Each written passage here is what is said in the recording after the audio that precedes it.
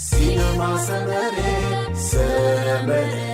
كابيزي رابيزي حيلنا للنبت فلتت حقوز دستا سحاب صنيت رفتا نخسر النهار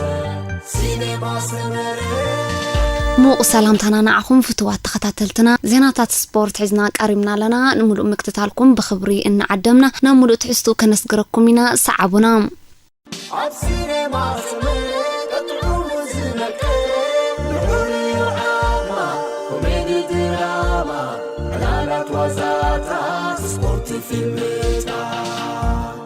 وعلو شاد شاي مدرخ زرواندا نهم زرعين لومين شاد شاي مدرخ قصيل زو على زرواندا كابرسه كتما كيغالي تبغيسو 152.6 كيلومتر بمغعاز ناب كتما كيغالي زملس زنبره كوينو فرنساوያን ተቀዳደምቲ ፔሬሬን አሌክስን በቀደም ተከተል ቀዳማይን ካልአይን በመخانቱ ውድድር ከዕወቱሉን ከለው ሆላንዳዊ አድነ ድማ ሳልሳይ ተርታሒዙ መስመር ዓወት ረጊጽሎም አብዝናይ ሻድ ሻይ መድረኽ ዝሩዋንዳ አባል ሀገራዊት ጋንታ ኤርትራ ነهم ዘርአይ 10 ደረጃ بمحاز مسبلوصات 10 ተቀዳደምቲ ናይት መድረኽ በመخان ውድድሩ ፈጺሙሎም አምናይ ግዜ ሓፈሻ ውድድር ዝሩዋንዳ 2021 ድማ ናሆም ዘርአይ ካብት ቀዳማይ ዘሎ ክርስቲያን በ47 ካልኢ ተፈንቲቱ ሻብዓይ ተርታሒዙ ይግስግሳሎም ብዘይካዚ አምናይ ብሉጽ ውልዶ ተቀዳዳማይ ናሆም ዘርአይ ካብት ቀዳማይ ዘሎ አላን በ11 ካልኢ ተቀዲሙ ካልአይ ዝበለጸ ውልዶ ተቀዳዳማይ ክኸውንን ከሎ ወድጋንቱ መሐር ተወልደ ሻድሻይ ዝበለጸ መንእሰይ ተቀዳዳማይ ኮይኑሎም አምናይ ቅጽበታው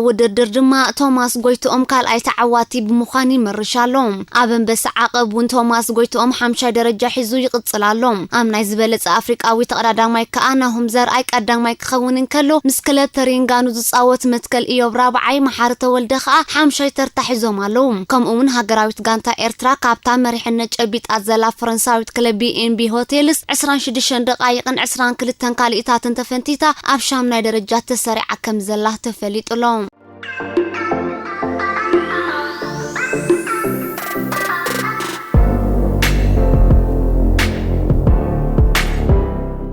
زيدان كاب ريال مدريد كسنابت يتباهيلوم أسلطاني زين الدين زيدان كابتا كاب كلتشحن 16 جميرو كساب حجز سلطنا زلو ريال مدريد زمت سكرمت كسنابتا كم زخل يحبرالوم زيدان كاب زحلف غزيات جميرو ام سلطان ريال مدريد እና ደኸመ ኣብ ተጻወቱ ብዘጋጥም ዘሎ ተኸታታሊ መጉዳእቲ ድማ እና ተቆጥዐ ክመጽ ከም ዝተራእን ጉዳያት ካብ ቁጥጥሩን ላዕል እና ኾኑ ይኸይድ ከም ዘሎን ዝፍለጥ ኮይኑ እዚ ዓመት ስፖርት ምስተዛዘመ ግና ካብታ ስጳኛዊት ክለብ ክሰናበት ከም ዝኽእል ይሕበራሎም 48 ዓመት زيدان ምስ ريال مدريد كساب 2022 ዘጽንሑ ውዕል ከቲሙ ከም ዘለው ይዝንገር ይኹን እምበር ቦርድ ናይ ታክለ ሙስኦም ብቕጽል እኳ ይልምንዎን ተባብዕዎን እንተለው ንሱ ግና ካልኦት ክለባት ናይ ምስልጣን ቅያር ድሌት ሓዲሩ ግድ ኮይኑ ክሳብ ሕጂ እወታው መልሲ ኣይሃወምን زيدان ዝሓለፈ ረቡዕ ብቸልሲ ተሳዒሩ ካብ ግጥም ፍጻሜ ዋንጫ ሻምፒዮንስ ሊግ ምግላፉ ብብዙሓት ክውቀስ ተራእዩ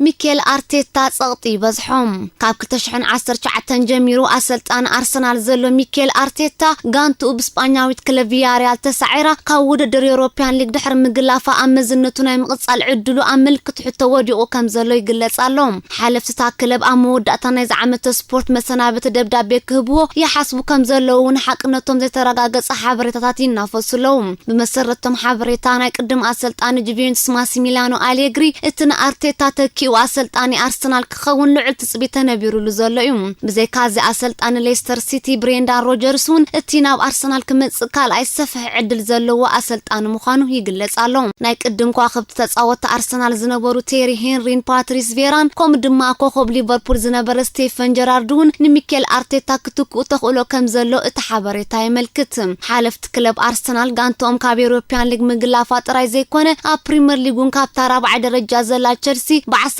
نطب دحيرا ابتا 10 درجه بمهلاوا زمص عامت اور درا شامبيونز ليج يكون يوروبيان ليج ناي مستاف تخول اصلميتو سلازلو ابلعل ارتيتا عقلهم صنقيقوم كم زلو يزنغرلهم دحر ارسن فنجر نعمتن منفقنا ارسنال زسلطنن ابز غزي زعلامي فياريال زلو اسبانياوي ود 49 عامت اوناي امره زحلف ربع فياريال مريحو ابلعل تقدم زسلطنا كلب عوت تغوناصيفونا فصام ግጥም محلافو ابلعل ارتيتا صبل الكبل اخيل ويوم انجليزاوي تنتان سبورت مارتي ማርቲን ኮወን ስፖርት ሜል ኣብዝሃቦ ሓበሬታ ኸኣ ሚኬል ኣርቴታ ኣብ ዝሓለፈ ግዜያት ጀሚሩ ኣብ ትሕቲ ሓያል ጸጥ ዘሎ ንእሽተይ ኣሰልጣን ምዃኑ ብምግላጽ ካብ ጌጋታቱ ቀልጢፉ እንተዘይተማሂሩ መጻኢ ዕድሉ ዝመጽእ ክረምቲ ክውስን ከም ዝኽእል ሓቢሩ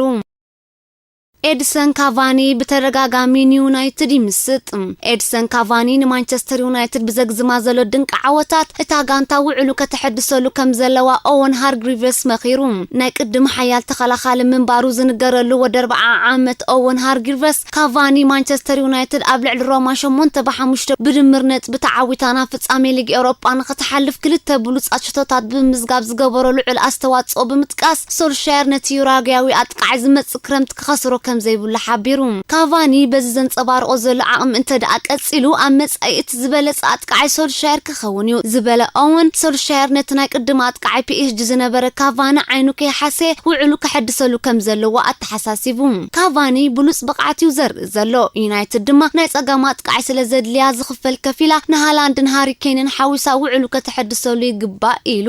ኦወን ምስ ዘቕረቡ ሓሳባት ከም ዝሰማምዑ ዝገለጹ ተንተን ስፖርት ፈርዲናንድ ስኮልስን ድማ ማንቸስተር ዩናይትድ ነተሓያል ብቕዓት ዘንጸባርቆ ዘሎ ካቫኒ ክትሕዞ ጽቡቕ እኳ እንተኾነ ኣብ ማእከል መስመር መጥቃዕቲ ንዘለዋ ናይ ነዊሕ ዓመታት ሃጓፍ ክምላእ ኣላ ስለ ዘይክእል ግና ጠመተኣ ኣብ ሃላንድ ወይ ኬን ክትገብር ከም ዝሕሻ ገሊጾም በዚ ኸኣ ዩናይትድ ንመጻኢ ክትጥምት ስለ ዘለዋ ዝመጽእ ክረምቲ ናብ ዕዳጋ ንዝቐርቡ ሃላንድ ወይ ሃሪኬን ዓይና እናረኣየት ከተፋንዎም ከም ዘይብላ ኣትሪሮም መኺሮም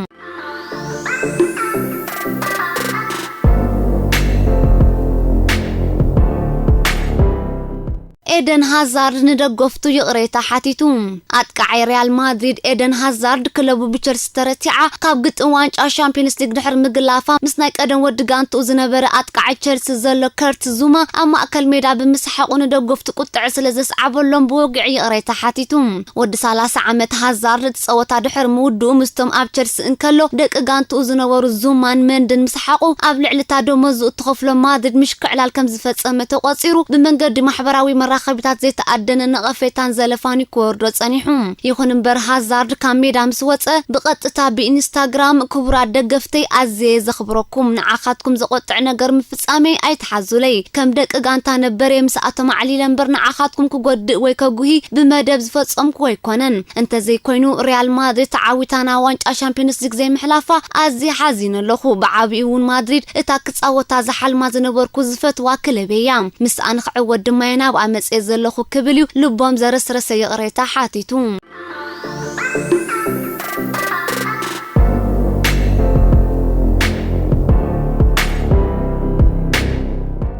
توسخت زيناتات زمت 29 ጉንበት ጽዋዕ ሻምፒዮንስ ሊግ ንምልዓል ሓያል ጥምጥም ከካይዳ ዝዳለዋ ዘለዋ እንግሊዛውያን ክለባት ቸልሲ ማንቸስተር ሲቲን ንኮኸባት ቃዕ ባየር ሙኒክ ሮበርት ሌዋንዶውስኪ ንምፍራም ኣብ ከቢድ ቅልስ ከም ዝኣተዋ ይሕበር ኣሎ ክልቲአን ክለባት ነቲ ወዲ 33 ዓመታት ቃዕን ምውናን ኣብ ውድድር ዝኣተዋ ዘለዋ ፖላንዳዊ ተጻዋታይ መጻኢኡ ኣብ ባየር ሙኒክ ርጉዝ ከም ዘይኮነ ኣብ ዝግለጸሉ ዘሎ እዋን እዩ በዚ ድማ ባየር ሙኒክ ብውሕዱ 60 ሚልዮን ፓውንድ ዕዳጋ ምስ እትረኽበሉ ክትሸጦ ከም እትኽእል መርበብ ሓበሬታ ESPN አመልኪታ ሌዋንዶውስኪ ሓደ ካብቶም ኣብ ታሪኽ ቡንደስሊጋ ዝተራእዩ ዝበለጹ አጥቃዕቲ ኮይኑ ምስ ባየር ሙኒክ ቦርሳ ዶርትመንድ ተሰሊፉ ኣብ ዘካይዶ ግጥማት ብድምር 272 ሸቶታት መዝጊቡ ይርከብ ሌዋንዶውስኪ ምስ ባየር ሙኒክ ክሳብ 2023 ዘጽንሑ ውዕል እኳ ተለዎ ከሕድሶም ምዃኑን ዘይምዃኑን ግን ገና ኣይወሰነን ኣሎም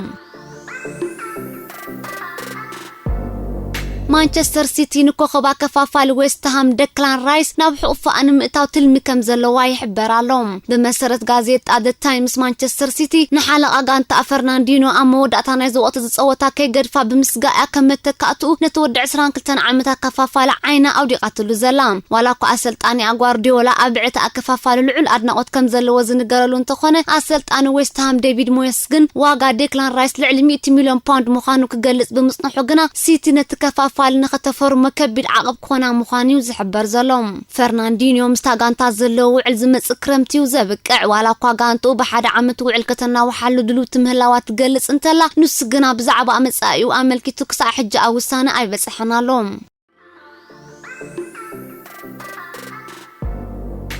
ዩኤፋ ዝመጽዕ 29 ጉንበት ኣሞንጎ ቸልሲን ሲቲን ዝካየድ ናይ ፍጻሜ ግጥም ቻምፒየንስ ሊግ ኤውሮፓ ካብ ኢስታንቡል ናብ ለንደን ክቅየር ንዝቀርበሉ ዘሎ ጻውዒት ጸማም እዝኒ ከም ዝሃቦ ይሕበር ኣሎ። ብዙሓት ወገናት ቱርኪ ሓያል ለበዳ ኮሮና ቫይረስ ኣጋጢሙዋ ከም ዘሎ ብምግላጽ እቲ ግጥም ኣብ ከተማ ኢስታንቡል ክካየድ ምውሳኑ ንድሕነት ናይተን ክለባትን ተዓዘብትን ሓደገኛ ከም ዝኾኑ እዮም ዝሕብሩ ዘለዉ። በዚ ድማ ዩኤፋ ዳግመ ግምት ብምግባር እቲ ግጥም ኣብ እንግሊዝ ከም ዝካየድ ክገብር ይምሕጸኑ ኣለዉ። ኮይኑ ግና ዩኤፋ ነቲ መደብ ንምቕያር ሓሳብ ኮነ ውጥን ከም ዘይብሉ ዝገልጽ ዘሎ። እዚ ከም ኢሉ እንከሎ ዋጋ ትኬት በረራ ናብ ኢስታንቡል ብልዕሊ 3 ዕጽፊ ንሂሩ ብምህላው ናብ ኢስታንቡል ዝጓዓዙ ደገፍቲ ክልቲአን ክለባት ክሰዩ ከም ዝኽእሉ ይግለጽ ኣሎ።